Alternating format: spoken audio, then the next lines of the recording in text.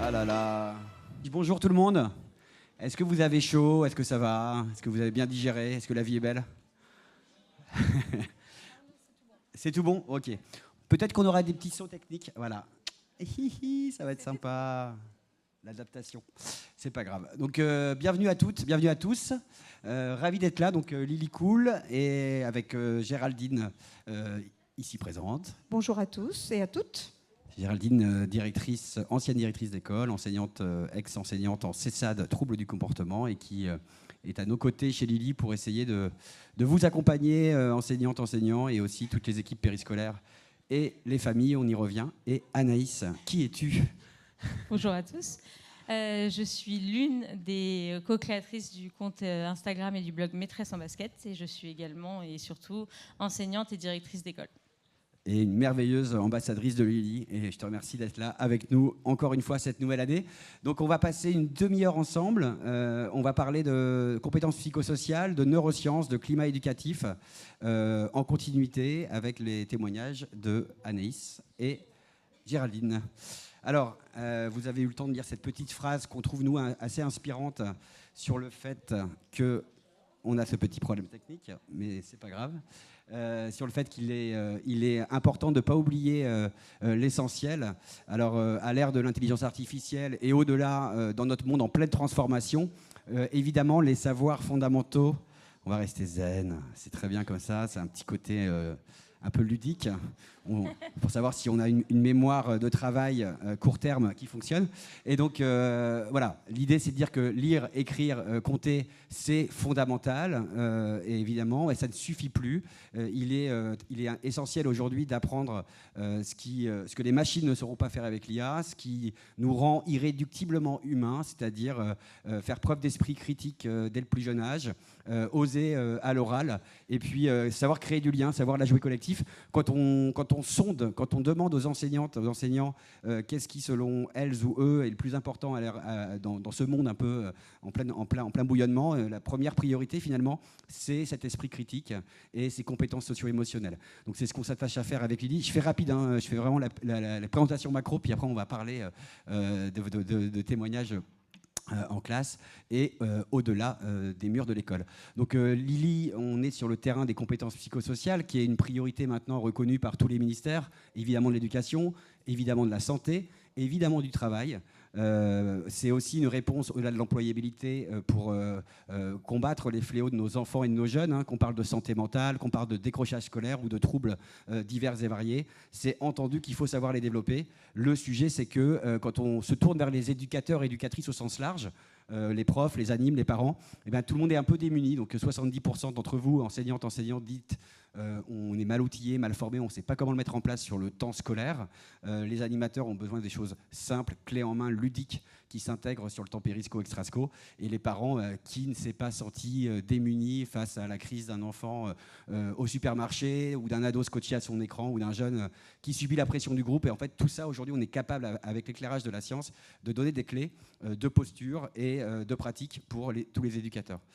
On va voir comment. Juste un mot sur nos grands et grandes pour faire grandir les petits et petites.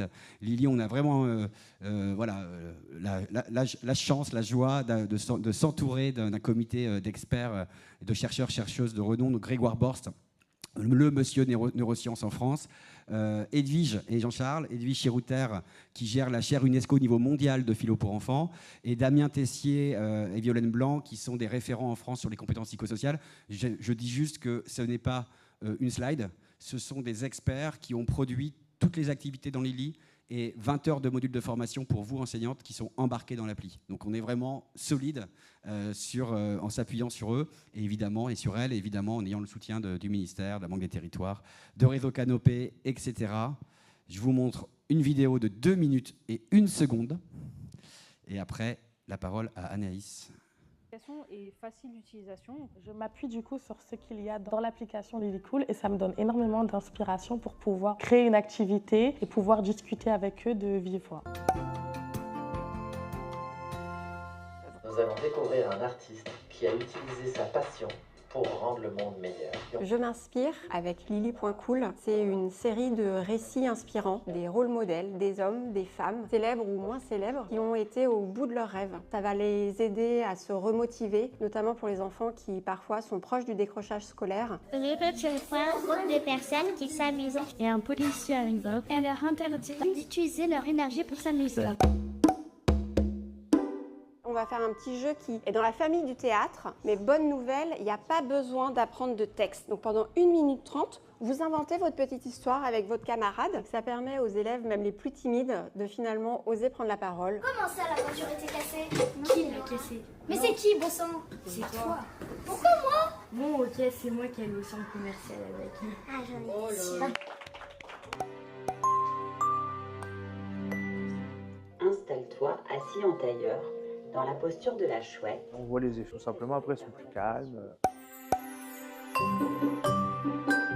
On a mené l'atelier philo grâce au podcast donc, proposé dans Lily qui nous donne une base solide de questionnement pour les amener à argumenter et problématiser. Quand tu te moques déjà, c'est pas bien parce que ça se trouve ça peut vexer l'autre personne. Ça veut dire quoi blesser quelqu'un? C'est quand tu dis quelque chose sur lui et quelqu'un d'autre qui lui plaît pas et que du coup ça la vexe. On développe l'esprit critique des enfants, leur capacité à penser, à réfléchir, à s'écouter, à développer leur argumentation. Les enfants vont pouvoir s'amuser tout en apprenant des choses. Moi, je dirais une application bénéfique parce que ça nous apporte du plus dans notre métier, en fait.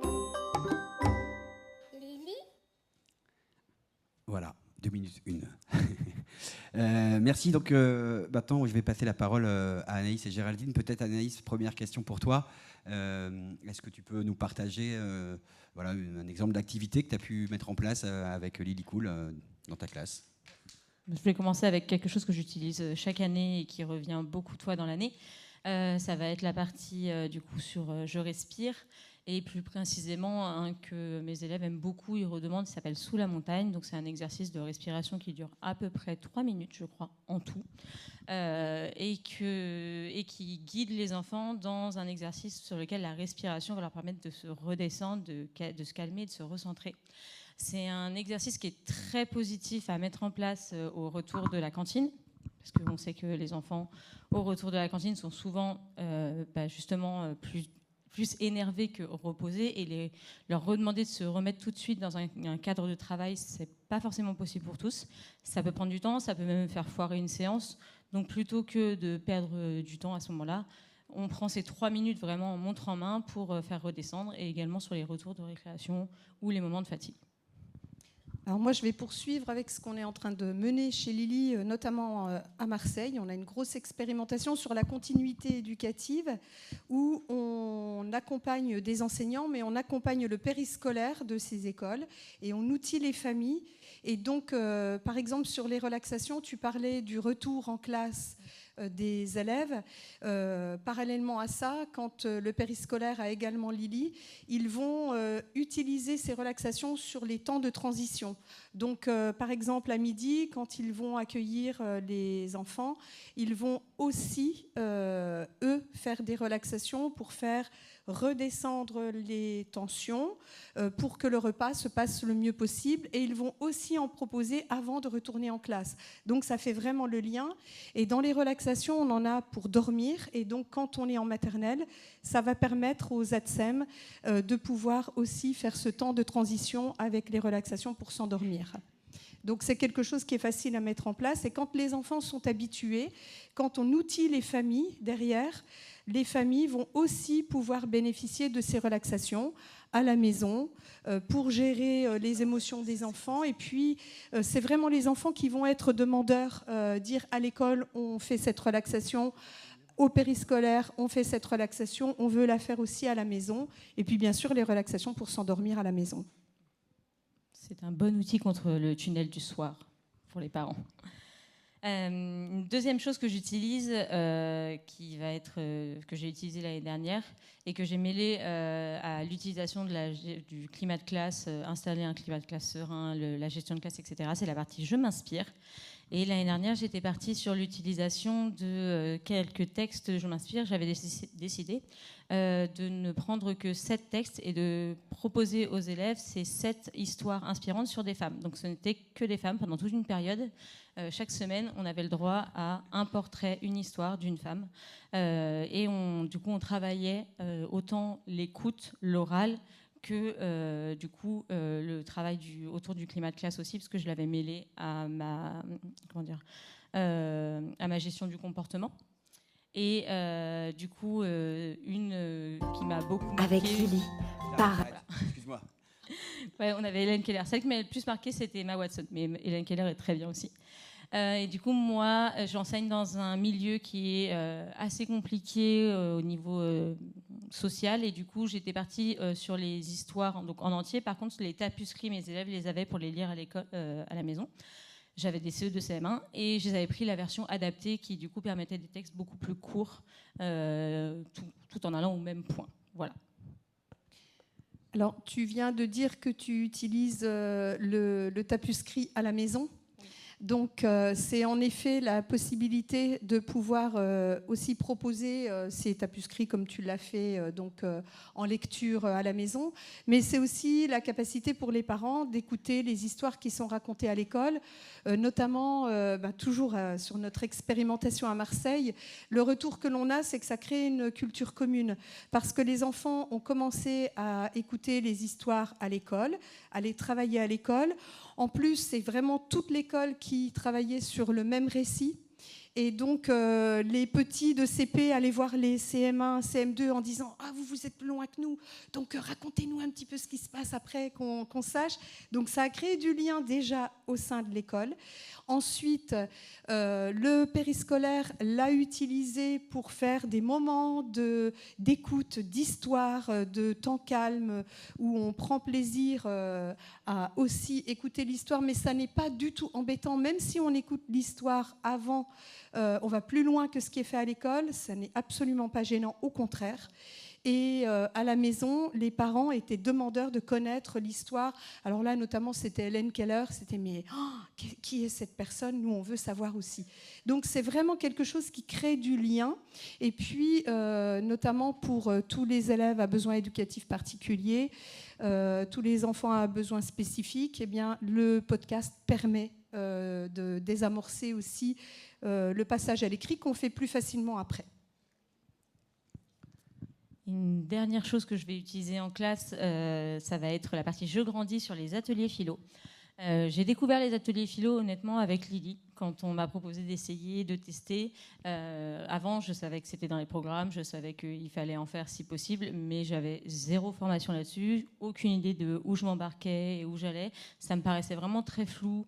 Peut-être même trop important, ou si au bout d'un moment j'arrive à un moment et je ne sais plus quoi dire aux élèves et s'il y a un sujet sur lequel on part mais finalement c'est pas bien amené, donc c'était quand même beaucoup d'appréhension. Et quand j'ai pu tester Lily, du coup j'ai testé cet atelier philo et ça a été pour moi vraiment une révélation autour des ateliers philo parce que en fait l'application vous emporte et vous emmène avec vos élèves. Elle vous dit où s'arrêter, elle vous donne les questions à poser, sur quoi rebondir, où est-ce que là vous pouvez aller, quel sujet vous pouvez aller, si vous voulez aller un peu plus loin avec vos élèves, etc. Donc c'est vraiment, en fait vous avez un peu un prompteur devant vous qui vous dit maintenant l'atelier philo va se passer comme ça et vous posez telle question et vous lancez telle question et ça a vraiment bien fonctionné. Et le fait d'avoir ces questions, parce qu'au début on se lance en disant on pose une question puis ça peut partir dans tous les sens, mais pour recentrer sur le sujet et ensuite aussi pouvoir redonner un relan dans le débat au moment où il y a toujours un blanc dans la classe, etc. Et bien là, du coup, ce qui est intéressant, c'est qu'avec Lily, vous avez justement ces questions que vous pouvez poser en fonction de là où est allée aussi la discussion avec vos élèves. Et en effet, alors en plus, il y a de l'auto-formation aux ateliers philo à l'intérieur de Lily. Donc, ça vous permet, si vous ne savez pas les mener, de pouvoir aussi vous enrichir par rapport à ça. Donc voilà, Arnaud est en train de vous montrer. C'est fait par Edwige Chirouter et Jean-Charles Pétier. Donc, vous pouvez y aller tranquillement. C'est vraiment de très grande qualité. Et puis, donc, on a des guides de l'animation également. Donc, si des ateliers sont faits en classe, on peut les poursuivre aussi au périscolaire. Alors, au périscolaire, on va proposer une modalité un petit peu plus simple, c'est une possibilité, ça s'appelle la rivière du doute. Et donc, cette rivière du doute, elle va permettre aussi aux périscolaires de pouvoir faire un atelier beaucoup plus court.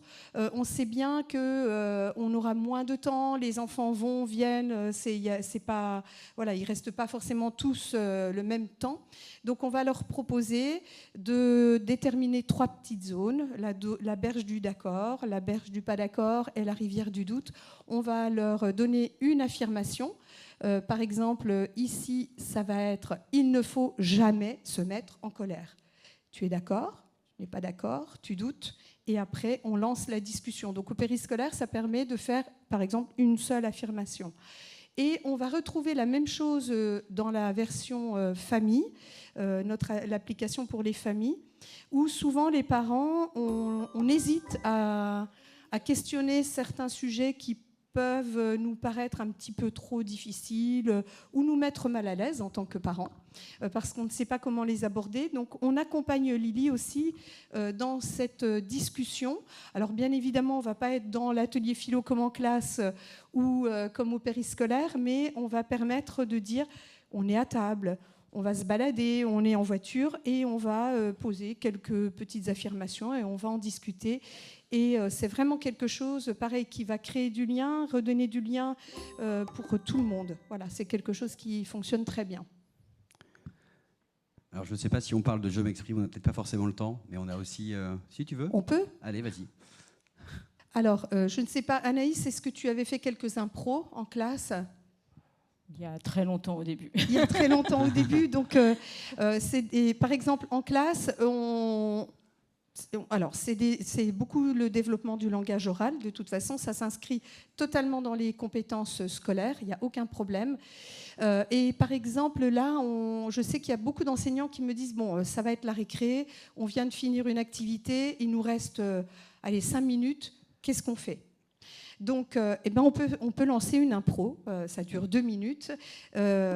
On travaille donc le langage oral. On va travailler également toutes les compétences psychosociales parce qu'il faut avoir confiance en soi pour oser faire.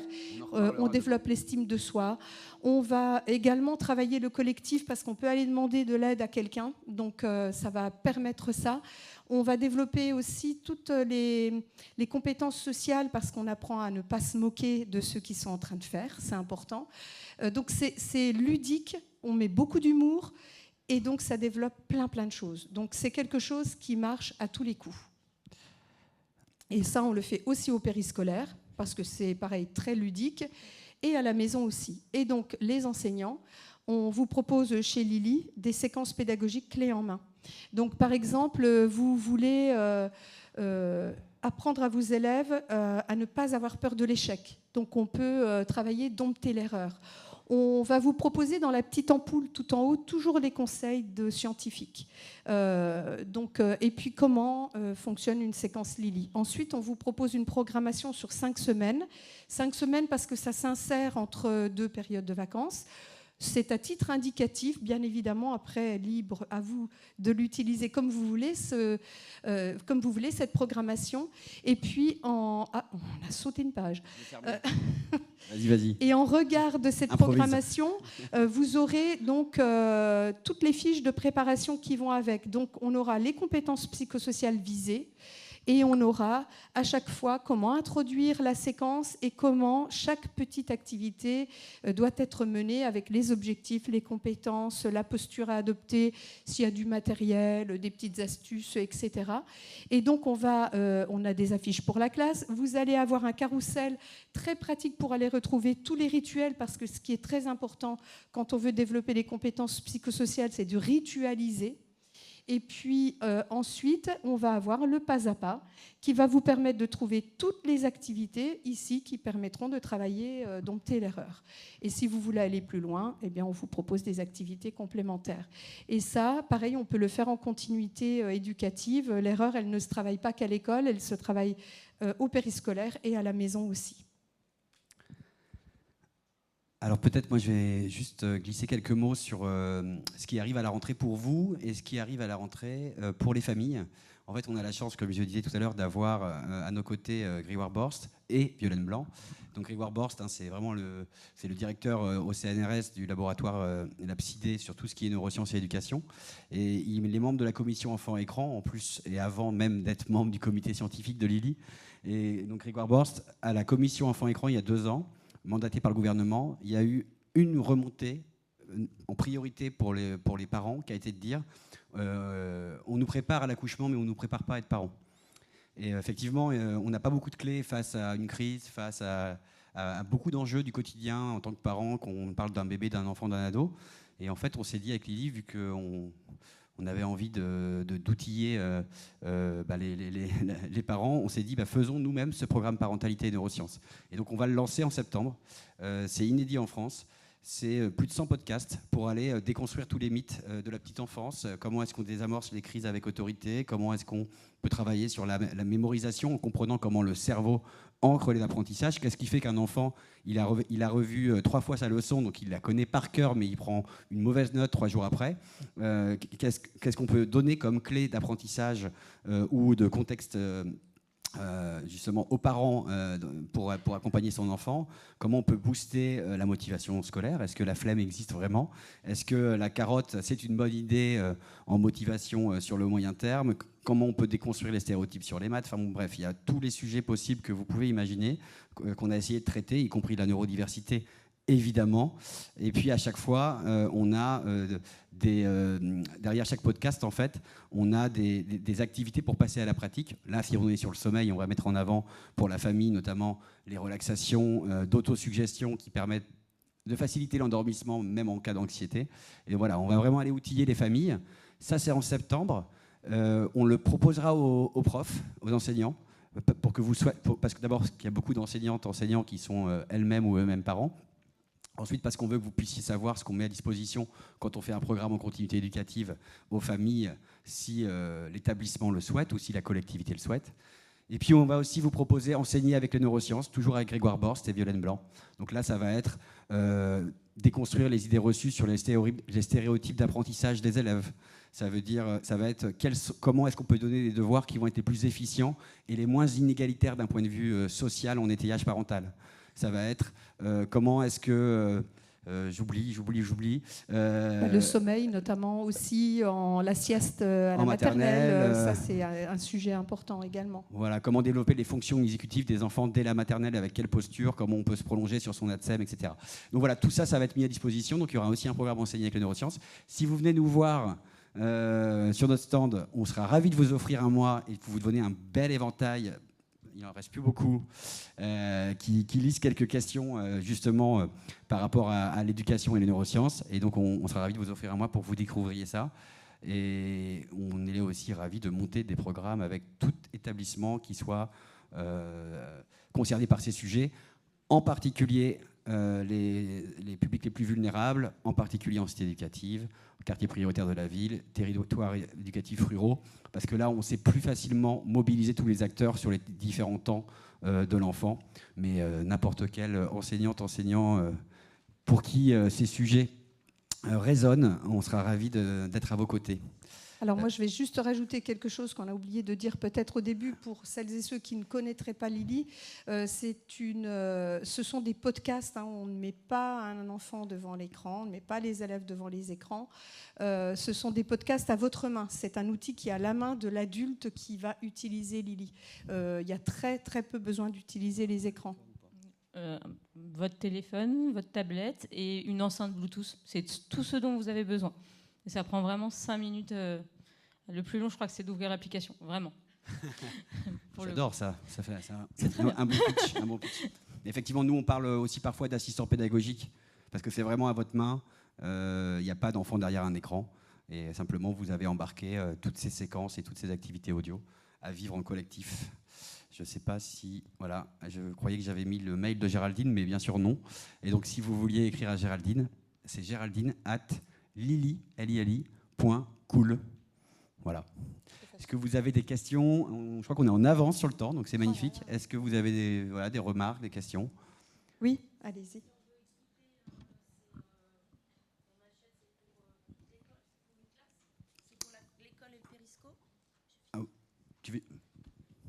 En fait, on s'adapte. À la base, on propose une licence unitaire pour une classe. Donc s'il n'y a qu'une classe qui est intéressée, entre guillemets, c'est possible. Après, nous, évidemment, quand on parle de climat scolaire, de climat éducatif, le mieux, c'est d'embarquer le maximum au niveau de l'établissement, même s'il n'y aura pas 100% forcément des profs qui vont être tous alignés ou tout alignés sur le même projet Lily. Mais donc, dans ces cas-là, nous, on va proposer une licence Lily pour tous les enseignants. Si on parle de maternelle, les ATSEM, plus généralement les AESH, infirmières scolaires, etc. Donc ça, c'est la licence établissement, dans lequel on peut rajouter les licences pour le périscolaire. Je crois que vous avez rapidement vu tout à l'heure, j'ai basculé de parents à profs. On a aussi une autre ressource Lily pour le périscolaire. On parle de projets d'animation, on est plus dans de la ludopédagogie. Donc voilà, on peut aussi embarquer le périscolaire, on peut faire des temps de formation mutualisés, ou alors aller sur le conseil des maîtres si vous avez des sujets de formation un peu restreints, et puis embarquer le périscolaire à côté. On a fait ça à Marseille, par exemple, dans les quartiers nord, sur tous les temps de l'enfant, sur plusieurs groupes scolaires, une petite dizaine, 1500 familles. Et voilà, on s'adapte vraiment par rapport à vos contraintes. Et pareil pour la formation, voilà, je disais, on peut faire ensemble, séparés, en visio, en présentiel. On aime bien venir co-animer sur place. Vas-y, tu veux dire des choses? Après, ça dépend du profil de votre école. Est-ce que c'est une école banale? Est-ce que c'est une école qui est en cité éducative, qui va faire partie du quartier politique de la ville? Si on peut de base, de toute façon, payer la licence avec un mandat administratif que vous envoyez à la mairie et qui, du coup, finance pour l'année. Et après, en effet, si c'est une cité éducative, vu qu'il y a tout le financement de la cité éducative, ça peut être un projet mené par une, deux, plusieurs classes ou toute une école, c'est encore mieux. Et du coup, la prise en charge est faite par la cité éducative et il y a 20% par la COP, mais voilà, ça rentre dans ce projet-là. Mais écrivez-nous. Vous venez nous voir sur le stand. On montrera des projets avec vous. Ouais. Nous, on écrit les projets pour vous, en fonction de vos enjeux, harcèlement, égalité filles-garçons, santé mentale, etc. On s'adapte et on co-construit le projet pour aller chercher le financement avec vous. Et on peut aider à la philo aussi. Voilà. Oui. On peut faire des formations philo également. Est-ce qu'il y a d'autres questions? Je crois pas.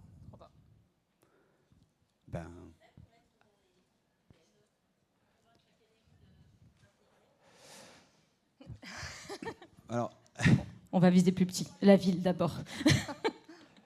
Tu as raison. Non, mais Anis a raison. En fait, c'est beaucoup plus facile de partir au niveau de la collectivité. Alors, nous, on travaille avec, vous voyez, une douzaine d'académies.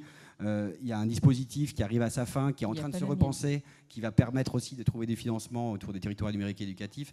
Donc, peut-être qu'il va y avoir des académies qui vont plus facilement pouvoir vous aider dans le financement. Mais à l'échelle locale, ça fonctionne très bien. Voilà, les académies, on a beaucoup de pilotes. Marseille, on est avec l'académie d'Aix-Marseille, on est dans le Grand Est, on a fait des comparatifs d'impact sur le climat scolaire avec des classes avec Lily, d'autres sans Lily. Et donc, elles sont très friandes de ce genre de pilotes, mais c'est des pilotes avec uniquement quelques classes et écoles. Donc, si vous avez un projet pour votre établissement, c'est plus facile de le pousser au niveau d'une collectivité. Et Gaëlle veut ajouter quelque chose. J'ai dit une bêtise peut-être. Non, pas du tout, mais au-delà des TNE, sachez qu'on a un agrément national avec EduUp, donc pour l'éducation nationale. Donc si le logo de votre académie ne figure pas ici, on a tous les agréments du cycle 1 au cycle 4. Et après, en effet, quand on commence à proposer, donc il y a beaucoup de startups, beaucoup d'applications, surtout à l'heure actuelle et dans les dernières années qui sont arrivées, on a vu naître beaucoup de propositions numériques autour de beaucoup de sujets qui sont des priorités nationales. Mais du coup, vous êtes tous enseignants, enseignantes, vous savez, on ne peut pas toujours tout caler dans l'emploi du temps et au bout d'un moment, ça fait un petit peu trop pour beaucoup. Et ce que je voulais, et du coup, ce qu'on peut faire, le mieux, c'est de partir d'une classe, une école ou une circonscription qui commence du coup à faire connaître Lily sur forcément pas un territoire qui est forcément reconnu, et qu'après justement, ça puisse se discuter avec d'autres circonscriptions, puis que ça monte. En fait, il faut vraiment faut voir l'impact. J'ai envie de dire, prouver l'impact de Lily, l'impact positif de Lily aux personnes qui sont au-dessus de nous, donc les inspecteurs, la circonscription, la DAZEN, etc. C'est pour ça qu'on mène des expérimentations. Voilà. Merci beaucoup. Merci. Venez nous voir.